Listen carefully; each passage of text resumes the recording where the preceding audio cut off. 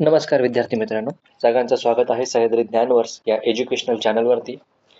या ठिकाणी आपण इयत्ता 7वी घेण्यात येणाऱ्या स्कॉलरशिप एक्झामविषयीची आपण तयारी सुरू केलेली आहे. मॅथमॅटिक्स या सब्जेक्टमधील नंबर वर्क हा जो एक टॉपिक आहे, संख्याज्ञान, याविषयी आपण अभ्यास सुरू केला होता. याचे 3 पार्ट झालेले आहेत. आजचा आपला हा 4था व्हिडिओ आहे. ठीक आहे. आजच्या व्हिडिओमध्ये आपण सुरू करतोय परिमेय संख्या आणि त्यांवरील करण्यात येणाऱ्या क्रिया. परिमेय संख्या आणि त्याच्यावरील कोणत्या क्रिया करू शकतो किंवा त्याचे कोणते कोणते ऑपरेशन्स काय काय आपण त्याच्यामध्ये करू शकतो हे आपल्याला इथं बघायचं आहे. ठीक आहे. Operations on rational numbers. सगळ्यात इथं थोडंसं रिव्हिजन म्हणजे परिमेय संख्या असण्यासाठी काय अट आहे. ठीक आहे. परिमेय संख्या, एखादी संख्येला आपल्याला परिमेय संख्या म्हणायचं आहे किंवा एखादा नंबर हा रॅशनल नंबर होण्यासाठी काय अट आहेत, याच्या 2 अटी लक्षात ठेवायला सांगितल्या होत्या.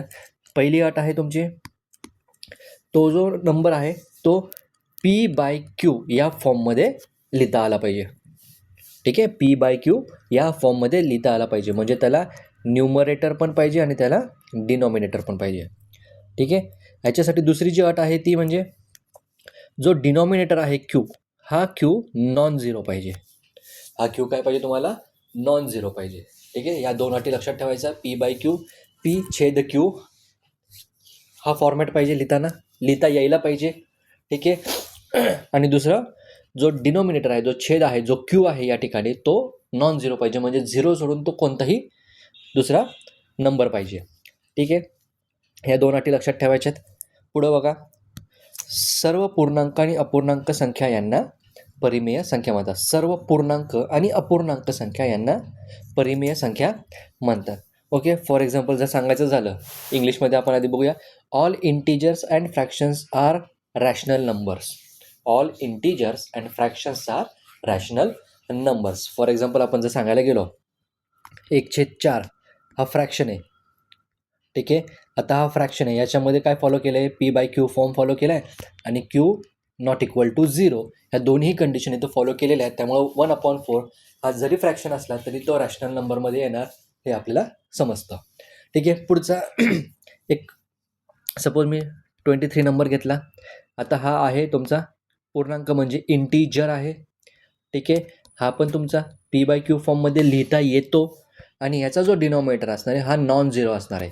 का बरं नॉन झिरो असणार आहे? कारण हा 23 आपण 23/1 या टाईपमध्ये लिहू शकतो. ठीक आहे. 23/1 या टाईपमध्ये लिहू शकतो, म्हणजे 23/1 या फॉर्मॅटमध्ये आपण लिहू शकतो. म्हणजे हा 23/1 आहे तो कसा झाला आहे? P/Q फॉर्मसारखा झाला आहे आणि ह्याचा Q जो आहे तो नॉन झिरो आहे, जो की इथं 1 आहे. ठीक आहे. म्हणून स्टेटमेंट लक्षात ठेवायचे, सर्व पूर्णांक आणि अपूर्णांक संख्या या परिमेय संख्या असतात. All integers and fractions are the rational numbers. ठीक आहे. पुढे जाऊया. धनपरिमेय संख्या, पॉझिटिव्ह रॅशनल नंबर्स. ओके. याच्यामध्ये लक्षात ठेवायचं अंश आणि छेदाचं चिन्ह हे सारखंच असणार आहे. ठीक आहे. Numerator and denominator has a same sign. For example जर आपण बघायला गेलं 4/5 या दोघांचं साईन काय आहे? प्लस प्लस, दोघांचं सेम साईन आहे.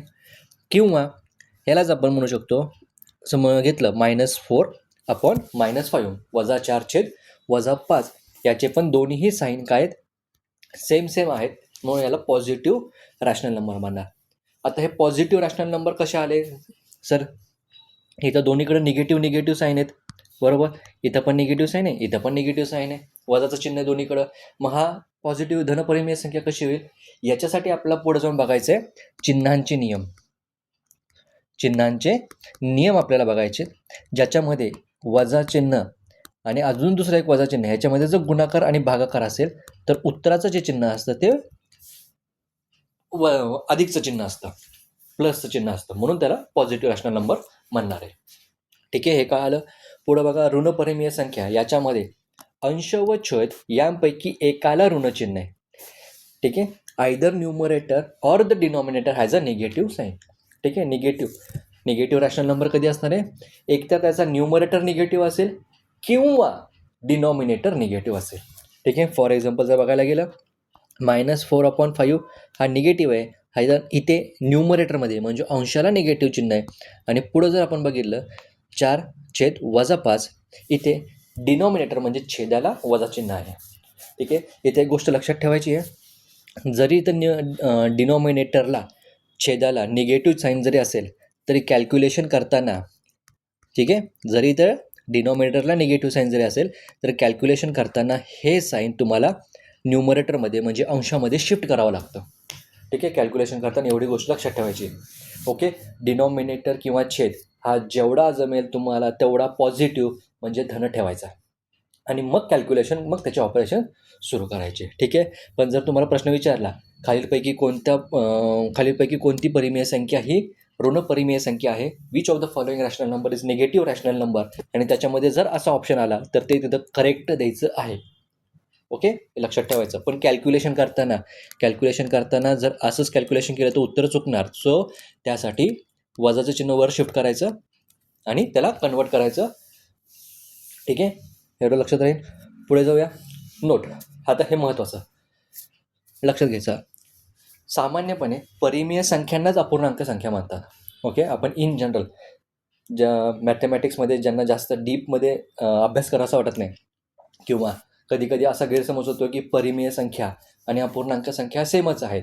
इन जनरल रॅशनल नंबर्स आणि फ्रॅक्शन हे दोन्ही सेमच आहे असं वाटतं, बट या दोन्हीही कन्सेप्ट, दोन्हीही संकल्पना या वेगवेगळ्या आहेत. ठीक आहे, अपूर्णांक हा जो आहे, हा पूर्णांक केवळ अपूर्ण गोष्टींसाठी वापरला जातो. म्हणजे एखादी गोष्ट पूर्ण नाही आहे ती दाखवण्यासाठी अपूर्णांकाचा वापर केला जातो. ठीक आहे, म्हणजे सपोज इथं एक भाकरी आहे, ह्याला मी अर्धी कट केली.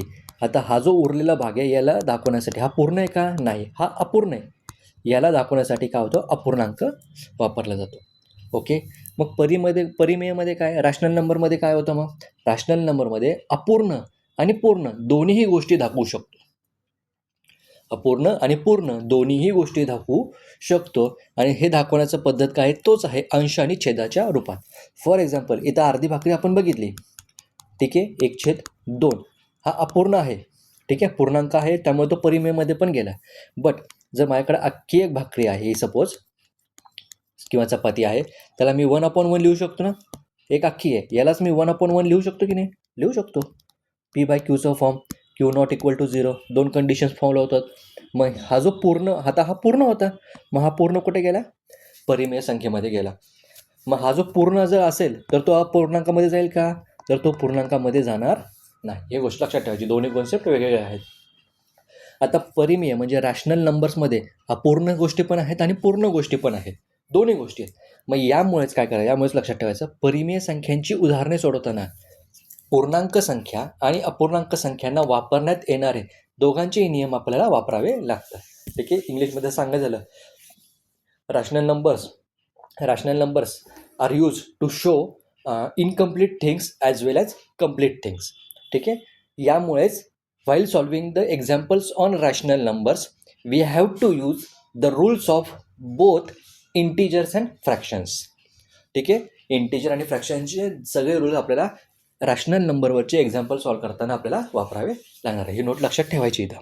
ठीक आहे, याच्यावर क्वेश्चन येण्याचे काही चान्सेस नाही आहे. हे क्वेश्चन येण्यासाठी नाही आहे, हे फक्त कन्सेप्ट समजण्यासाठी तुम्हाला दिलेलं आहे. म्हणजे जरी प्रश्न फिरून जरी विचारला तर हे गडबड नको व्हायला की परिमेय संख्या म्हणजेच अपूर्णांक संख्या आहेत का, अशी गडबड, किंवा दोन्हीही एकच वाटायला नको, म्हणून हे इथं ही स्लाईड तुम्हाला दाखवण्यात आलेली आहे.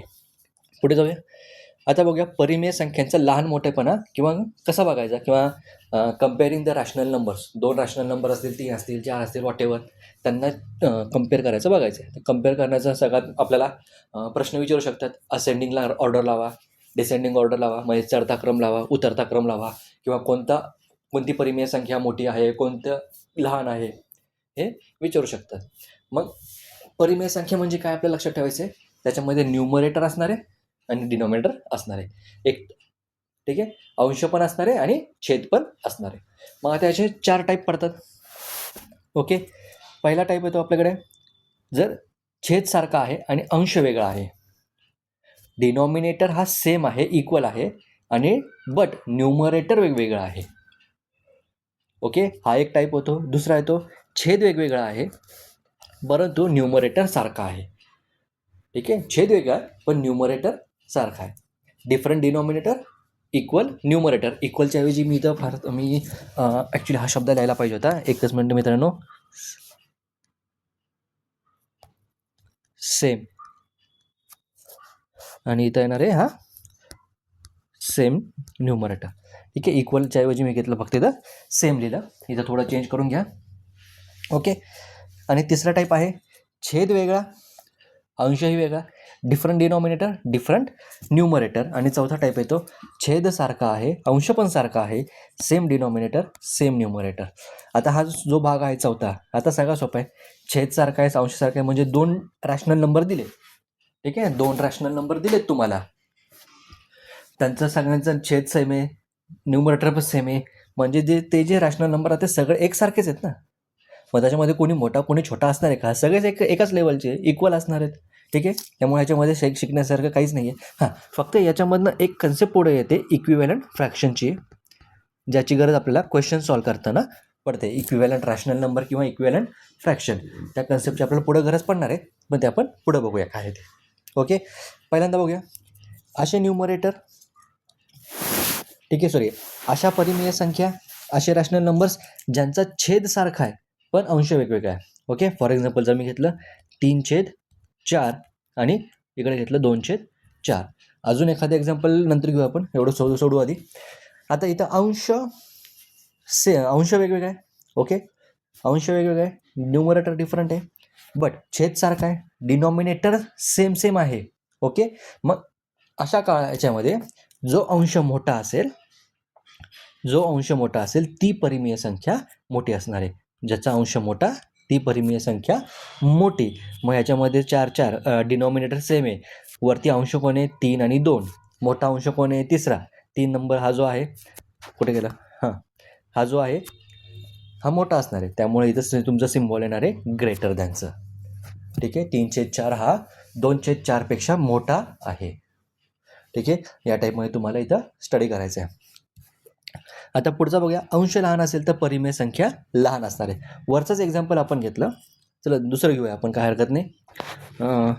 15/16 आणि इकडे घेऊया 17/16. ठीक आहे. आता या एक्झाम्पलमध्ये बघा डिनॉमिनेटर हा सेम आहे 16. ओके. त्यामुळे आपलं त्याचं कंपॅरिझन जे करावं लागेल ते न्यूमरेटरवर करावं लागेल. तर मग अशा केसमध्ये ज्याचा अंश लहान आहे, ज्याचा न्यूमरेटर स्मॉल आहे, ती रॅशनल नंबर, ती परिमेय संख्या ही स्मॉल असणार आहे. मग या केसमध्ये 15 हा स्मॉल आहे 17पेक्षा, म्हणून इथं लेस दॅनचा सिम्बॉल आला. ठीक आहे. पुढे बघा छेद वेगळा आणि अंश सारखा. आता इथं अंश सारखा आहे आणि छेद वेगवेगळा आहे.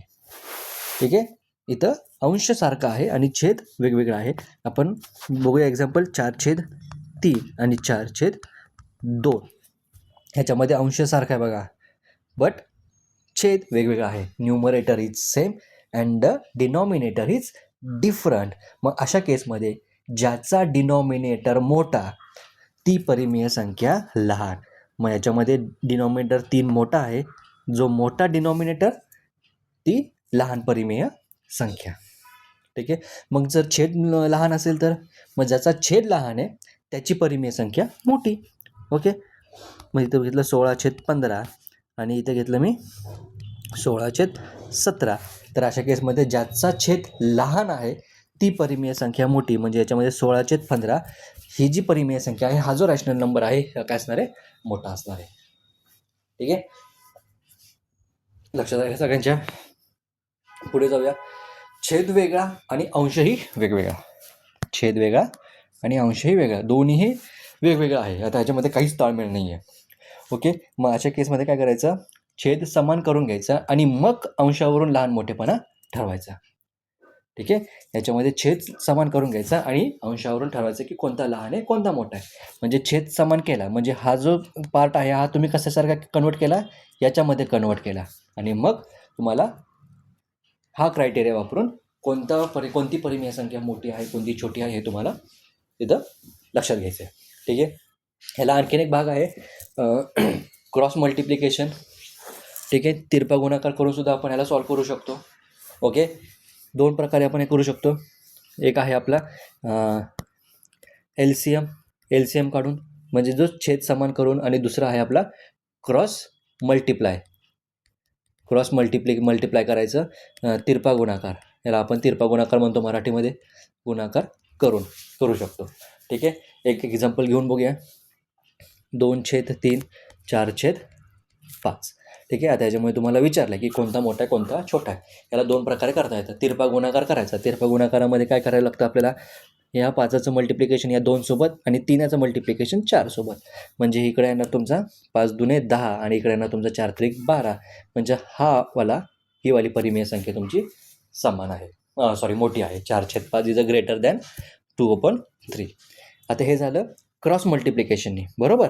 आता हाच क्वेश्चन आपण करूया छेद समान करून LCM म्हणजे लसावी पद्धतीनं. 2/3 बॉक्स येणार 4/5. आता 3 आणि 5चा लसावी किती येणार आहे, 15 येणार. दोन्ही प्राईम नंबर्स आहे, दोन्ही ही मूळ संख्या आहे. आणि मूळ संख्येच्या टॉपिकमध्ये आपण बघितलं होतं, कोणत्याही दोन मूळ संख्यांचा लसावी, the LCM of any two prime numbers is the product of that two prime numbers. ठीक आहे, हे आपण बघितलं होतं. मग 3 आणि 5चा लसावी किती येणार आहे, 3 आणि 5चा लसावी येणार त्या दोघांचा गुणाकार, 3 आणि 5 15. The LCM of two prime numbers is always the product of the prime numbers. जे काही प्राईम नंबर्स आपण घेणार आहेत त्यांचा गुणाकार. ओके, मग इथं दोघांचा छेद 15 करायचा. 2/3 याला 5 निघुणायचं, याला 5 निघुणायचं. 4/5 याला 5 3 निघुणायचं, याला 3 निघुणायचं. हे येणार 10/12. इकडे येणार 4 त्रिक 12/15. 15 येणार इथं, 10/15 10/15 आणि इकडे येणार 12/15. आता हे आपल्याकडे दोन्हीकडे छेद सेम झाले. छेद सेम झाले की आपण काय करायचं, अंश बघायचा. ज्याचा अंश मोठा ती परिमेय संख्या मोठी. ठीक आहे, मग याच्यामध्ये 10 आणि 12मध्ये मोठं कोण आहे, 12 मोठी आहे, त्यामुळं ही परिमेय संख्या मोठी आहे. म्हणजे दोन्ही प्रकारे आपला आन्सर काय आलं, सेम आलेला आहे. ठीक आहे, हे या प्रकारे तुम्हाला एक्झाममध्ये तुम्हाला सॉल्व करावं लागणार आहे. ठीक आहे, पुढे जाऊया आपण. हां, इथं महत्त्वाचा एक भाग तुम्हाला लक्षात घ्यायचा आहे. नोट, इथं बघा खालच्या साईडला बघा, इथं नोट. निगेटिव्ह सायन्समुळे होणारा बदल प्रत्येक प्रकारात लक्षात घ्यावा लागेल. ठीक आहे, कारण निगेटिव्ह सायन्समुळे काय होतं, परिमेय संख्यांचा मोठेपणा हा रिव्हर्स होतो, म्हणजे उलटा होतो. ठीक आहे, वाईल कम्पेअरिंग द मराठी इंग्लिशमध्ये आहे का, while comparing the rational numbers we have to consider the negative signs if any present. Okay, because the negative signs changes the effect in the reverse order. Okay, म्हणजे बघायला गेलं तर एक example आपण जर इथं घेऊ. ठीक आहे, समजा आता हे शेजारचं एक्झाम्पल आहे बघा, पिवळा दिसत नाही, आपण दुसरा घेऊया. ओके, 3/4 आणि 2/4 हाच घेतला. फक्त मी आता एकच फक्त चेंज करतो. हा जो 3 आहे याला मी मायनस साईन देतो. ठीक आहे, मी आता त्याला काय दिलं, निगेटिव्ह साईन दिली. आता निगेटिव्ह साईनमुळे काय करायचं आपल्याला, इथं होणारा बदल आपल्याला लक्षात घ्यायचा. आता द डिनॉमिनेटर इज सेम, दोघांचा डिनॉमिनेटर सेम आहे. मग काय करायचं, अंश बघायचा. आता -3 आणि 2 मध्ये कोणता नंबर मोठा आहे, तर ऑब्विसली नंबर लाईन जर आपल्या लक्षात असेल तर -3 ही डाव्या साईडला येते आणि 2 जो आहे हा राईट हँड साईडला येतो, बरोबर. ही लेफ्ट हँड साईडला येते, राईट हँड साईडला येतो. आणि नंबर लाईनवरती राईट हँड साईडची संख्या नेहमी मोठी असते. ठीक आहे, त्यामुळे इथं हा जो या ठिकाणी बिगर रॅशनल नंबर जो असेल तो 2/4 असणार आहे. ठीक आहे, आता बघा काय गडबड झाली. पहिल्यांदा जेव्हा एक्झाम्पल घेतलं होतं आपण, हे त्याच्यामध्ये सगळं पॉझिटिव्ह होतं, निगेटिव्ह नव्हतं. त्या केसमध्ये 3/4 हा मोठा आला. बट जेव्हा मी निगेटिव्ह साईन घेतलं त्या केसमध्ये 2/4 मोठा आला. ठीक आहे, म्हणजे काय झालं, इथं इफेक्ट जो आहे तो काय झाला, रिव्हर्स झाला आहे, उलटा झाला आहे. जे आधी छोटा होता तो मोठा झाला आणि जो मोठा होता तो छोटा झाला, फक्त एका निगेटिव्ह साईनमुळे. ही निगेटिव्ह साईन लक्षात ठेवायची आहे, नाहीतर ही मार्क खाऊन जाणारी साईन आहे. ठीक आहे, ही गोष्ट इथं लक्षात घ्यायची. तेच खालच्या एक्झाम्पलमध्ये पण आपण जर बघितलं, 15/16 आणि इकडे येणार आहे 17/16. इथं मी काय करतो, 17ला मायनस साईन देतो. ठीक आहे, आता परत एकदा छेद सेम आहे, पण डिनॉमिनेटर सेम आहे, बट न्यूमरेटर एक आहे, न्यूमरेटर आहे 15, दुसरा न्यूमरेटर आहे 17.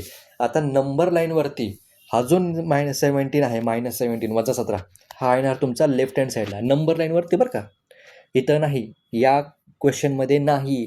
नंबर लाईनवरती लेफ्ट हँड साईडला येणार आहे, आणि हा 15 जो आहे तो नंबर लाईनवरती संख्या रेषेवर राईट हँड साईडला येणार आहे. मग जो राईट हँड साईडला असतो तो काय असतो, नेहमी मोठा असतो. मग या केसमध्ये 15/16 हा काय झाला, मोठा झाला. या टाईपमध्ये तुम्हाला निगेटिव्ह साईनचं सगळ्या ठिकाणी हा चेंजेस होणार आहे. ठीक आहे, सगळ्या ठिकाणी तुम्हाला हा निगेटिव्ह साईन लक्षात ठेवायची आहे. इथं पण सेम आहे. ठीक आहे, इथं पण तसंच होणार आहे. निगेटिव्ह साईनमुळं तुमचं इफेक्ट तुम्हाला लक्षात घ्यावा लागणार आहे. ओके, हे कळालं का? मग परिमेय संख्यांचा लहान मोठेपणा किंवा रॅशनल नंबरचं कम्पॅरिझन करताना स्मॉलरनेस बिगरनेस चेक करताना कसं करायचं हे लक्षात आलं. ओके, पुढे जाऊया. हां, आता इथे एक छोटी ट्रिक आहे. ओके, ते ट्रिक लक्षात ठेवायची. इन केस जर numerator is less than denominator, numerator is less than denominator आणि डिनॉमिनेटर मायनस न्यूमरेटर यांचा जो डिफरन्स आहे तो त्या सेटमधल्या सगळ्या रॅशनल नंबरला जर सेम आला,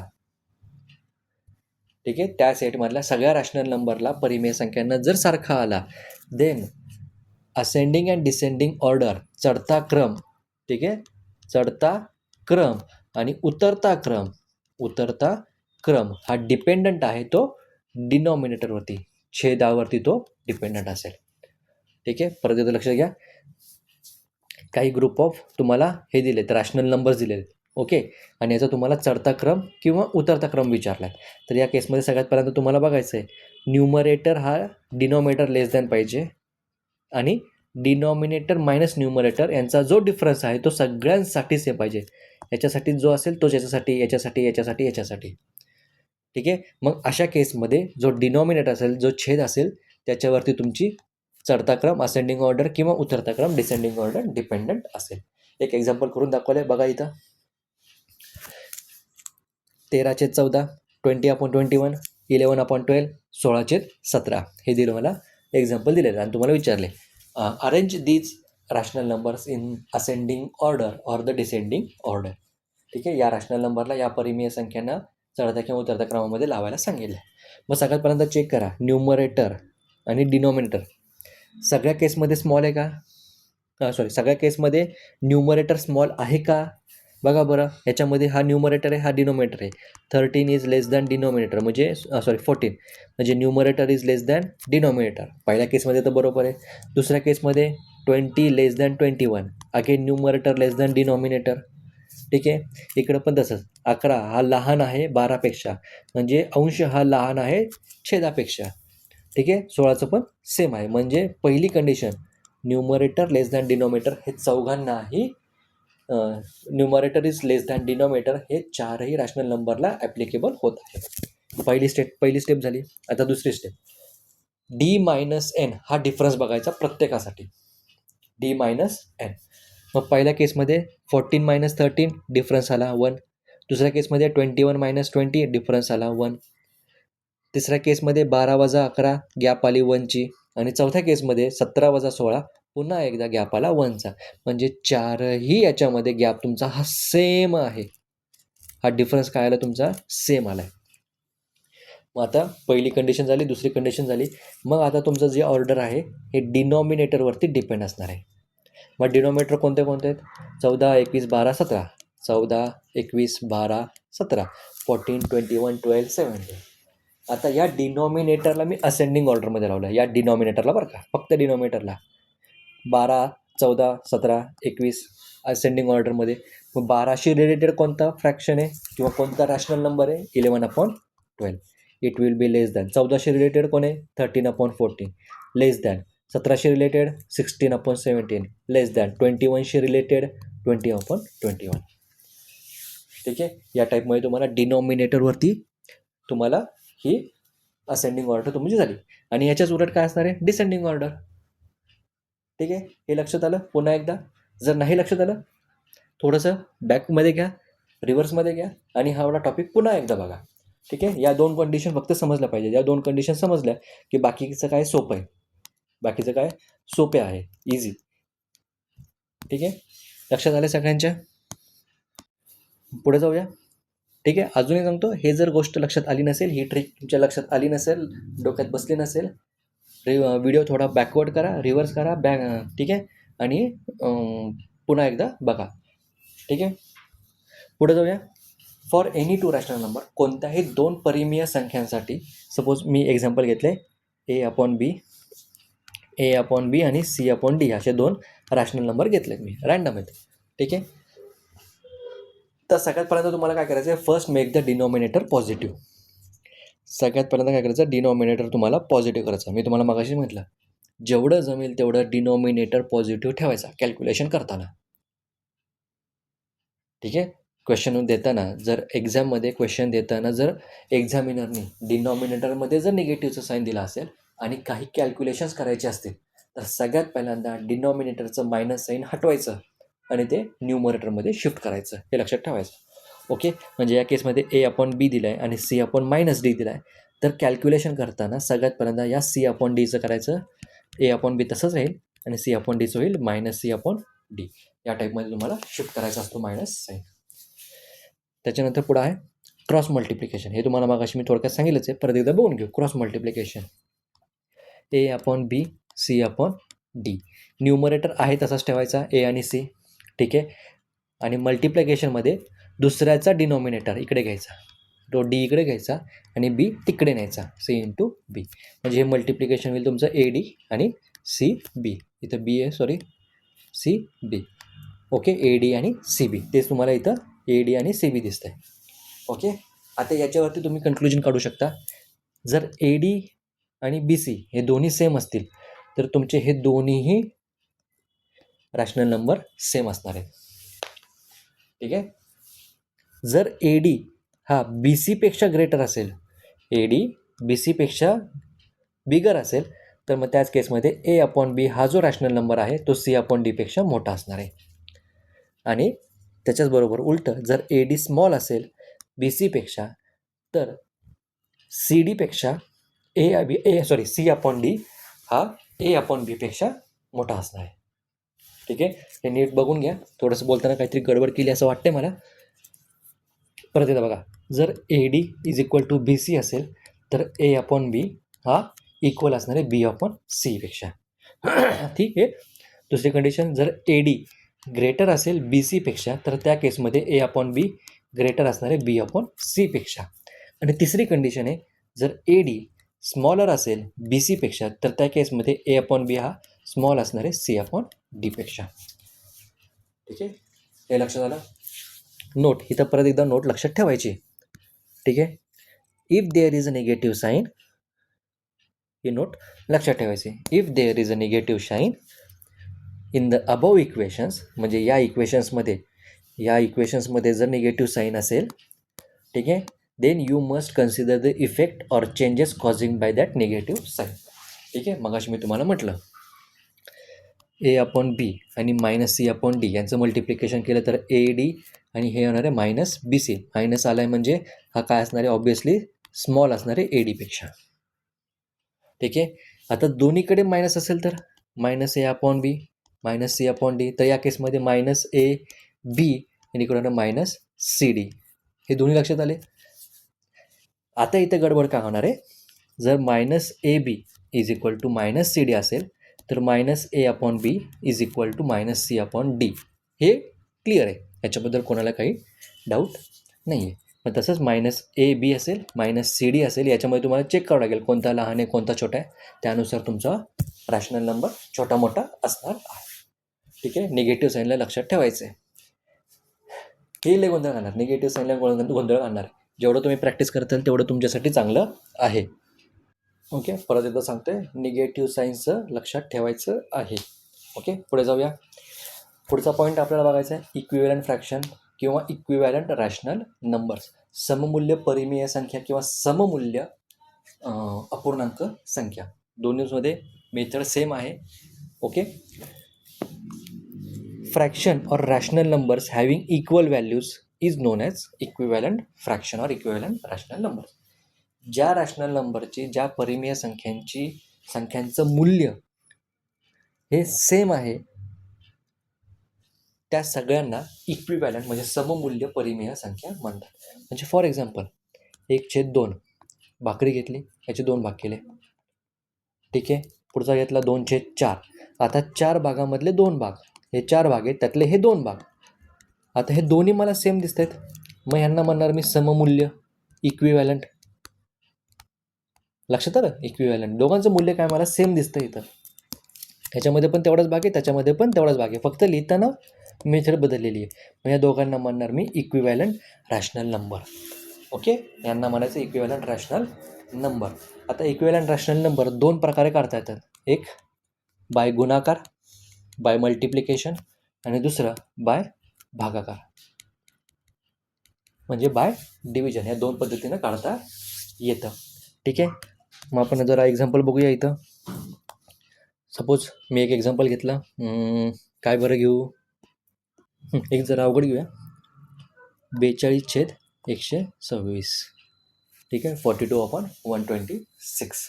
आता याचं तुम्हाला इक्विव्हॅलंट फ्रॅक्शन काढायचं आहे बाय मल्टिप्लिकेशन, बाय डिव्हिजन, ठीक आहे. तर लक्षात ठेवायचं आहे, मल्टिप्लिकेशन करताना जो नंबर तुम्ही डिनॉमिनेटरला वापराल तोच नंबर तुमचा न्यूमरेटरला आला पाहिजे मल्टिप्लाय करताना, ठीक आहे. किंवा जो नंबर तुम्ही न्यूमरेटरला वापराल तोच नंबर तुमचा डिनॉमिनेटरला आला पाहिजे, ठीक आहे. मल्टिप्लिकेशन करताना किंवा डिव्हिजन करताना, काहीही करताना सेम नंबर घ्यायचा आहे, सेम नंबरने न्यूमरेटरमध्ये कॅल्क्युलेशन करायचं आहे, सेम नंबरने डिनॉमिनेटरमध्ये कॅल्क्युलेशन करायचं आहे.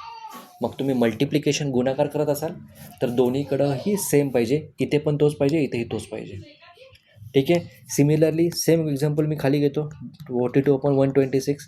याचं डिव्हिजन करताना ज्या नंबरने तुम्ही डिव्हिजन करणार आहात तोच नंबर इथं पाहिजे, तोच नंबर इथे पण पाहिजे, ठीक आहे. हां, आता इथला नंबर आणि इथला नंबर हे दोन्हीही वेगवेगळे असू शकतात बरं का.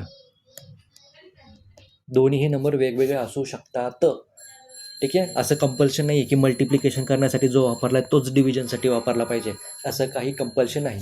हां, पण मल्टिप्लिकेशन करताना जो खाली तोच वरती, आणि डिव्हिजन करताना जो खाली तोच वरती, किंवा जो वरती तोच खाली, या टाईपमध्ये, ठीक आहे. मग मल्टिप्लिकेशनचं आपण बघूया आधी. आता इथं कोणताही number, any non zero number घ्यायचा आपल्याला. 0 घेतला तर काय, ते 0 पण 0 होणार आहे. मी 0 घेतला तर हे काय होणार आहे, 0 पण 0 होणार आहे, त्यामुळे त्याचा काही अर्थ राहतच नाही, ठीक आहे. इथं नॉन झिरो पाहिजे, ठीक आहे. इथं मी एक्झाम्पल म्हणून एम लिहिलेला आहे. एमचा अर्थ समजून घ्यायचा. इथं any multiple and this M is not equal to 0. एमची व्हॅल्यू 0 असता कामा नाही, ओके. मग इथं समजा मी घेतला 2, खाली पण मला 2च लागेल, मग मल्टिप्लिकेशन केलं मी, हे येणार आहे 84/26×52, 252, ओके. आता अजून एक 42/126. आता याला मी मल्टिप्लाय करतो 10नी, तर मला वरती पण 10नीच मल्टिप्लाय करावं लागेल, तर आन्सर येईल 420 इन द न्यूमरेटर, ठीक आहे. आणि छेदामध्ये येणार 1260. आता बघायला गेलं तर हा वाला फ्रॅक्शन, ओके, एकच मिनटं. आता मग आपण 42/126, 84/252 आणि 420/1260 हे तीनही जे आहेत यांना आपण म्हणणार इक्विव्हॅलंट रॅशनल नंबर्स, ठीक आहे. या तिघांना म्हणणार आपण इक्विव्हॅलंट रॅशनल नंबर्स, ओके. हे लक्षात राहील सगळ्यांच्या. आता पुढं बघूया, हे थोडंसं मी खाली घेतो. आता डिव्हिजन करताना इथं आता एक लक्ष, मल्टिप्लिकेशन करताना आपल्याकडे नंबर्स आपण कोणताही घेऊ शकतो, ठीक आहे. मल्टिप्लिकेशन करताना आपण कोणताही नॉन झिरो नंबर घेऊ शकतो, निगेटिव्ह पण घेऊ शकतो, पॉझिटिव्ह पण घेऊ शकतो. बट डिव्हिजन करताना तुम्हाला असा नंबर शोधण्यासाठी काही रिस्ट्रिक्शन्स आहेत, ठीक आहे. का, कारण डिव्हिजन करताना आपण काय बघितलं, जो नंबर इथे खाली असेल तोच नंबर वरती असेल. म्हणजे तुम्हाला असा नंबर शोधायचा आहे, असा एकच कॉमन नंबर शोधायचा आहे ज्याने 126ला पण डिवाइड होईल आणि ज्याने 42ला पण भाग जाईल. ठीक आहे, दोन्ही नंबरला भाग जाईल असा एकच कॉमन नंबर तुम्हाला शोधायचा आहे. म्हणून इथं मी जो हा एक्स घेतला आहे, या एक्सला मी नॉन झिरो तर आहेच आहे, ठीक आहे, प्लस या एक्सला आपण म्हणणार आहे याचा मसावी, इंग्लिशमध्ये GCD किंवा HCF. फुल फॉर्ममध्ये सांगायचं झालं तर ग्रेटेस्ट कॉमन डिवायझर आणि HCFचा फुल फॉर्म होईल हायेस्ट कॉमन फॅक्टर. ओके, इथं तुम्हाला मी एनी शब्द वापरला आहे, एनी मल्टिपल, मल्टिप्लिकेशन करताना एनी मल्टिपल. इथं लिमिटेशन नाही आहे, कुणी कुठलाही येऊ शकतं शून्य सोडून. बट डिव्हिजन करताना हा जो फॅक्टर किंवा डिव्हिजन आहे याच्यासाठी आपल्याकडे चॉईसेस कमी आहे. ठीक आहे, असा एकच तुम्हाला कॉमन शोधायचा आहे जेणेकरून दोघांनाही न्यूमरेटरलाही डिवाइड होईल, डिनॉमिनेटरलाही डिवाइड होईल. ठीक आहे, आता आपल्या टेस्ट ऑफ डिव्हिजिबिलिटी पुढं बघायचे आहेत. आता मी फक्त डायरेक्टली उत्तर देतो तुम्हाला. याला मी 2ने डिवाइड करू शकतो. जेव्हा मी याला 2ने डिवाइड केलं तर हे येणार 21 आणि खालच्या साईडला येणार आहे बेसंग 12 बेत्रिक 63. ठीक आहे, अजून एक करून बघूया. 42/126 याला मी 3ने पण डिवाइड करू शकतो. ठीक आहे, 3ने डिवाइड केलं तर इथं येणार आहे 14 14 त्रिक 42 आणि खाली येणार आहे 3 चौक 12 3 42. हे कळाले? 3 चौक 12 3 2 6 बरोबर आहे. हां, या टाईपमध्ये तुम्हाला आता इथं तुम्हाला परत नवीन 3 फ्रॅक्शन मिळाले. 42/126 21/63 14/42. आता या तिघांनाही म्हणणार इक्विव्हॅलंट रॅशनल नंबर्स. आता आपण जे वरती काढले ते 42/126च काढलेत, म्हणजे हे पण काय झाले इक्विव्हॅलंट रॅशनल नंबरच झाले. कोणाचे? 42/126चे. असं तुम्ही कुठल्याही रॅशनल नंबरचे फाइंड आउट करू शकता. आत्ता इथं आपण दोन सारखे एक्झाम्पल घेतलेत. 42/126 42/126 दोन्हीकडे सेम घेतले. एक्झाम्पल तुम्ही वेगवेगळं घेऊ शकता, त्यांनी पण तुम्ही एक्सप्लेन करू शकता. ओके, आता मी फक्त तुम्हाला सांगितलं आहे की आपण मल्टिप्लिकेशन करून पण equivalent rational number find out करू शकतो आणि डिव्हिजन करून पण equivalent rational number find out करू शकतो. जर पुढं बघितलं, if we go on reducing or dividing the given rational number by all possible GCD or SCF. ठीक आहे, मसावीने आपण जर डिवाइड करत गेलो till we get GCD and SCF is equal to 1 for numerator and denominator. ठीक आहे, इंग्लिशमध्ये आधी मी वाचून घेतो.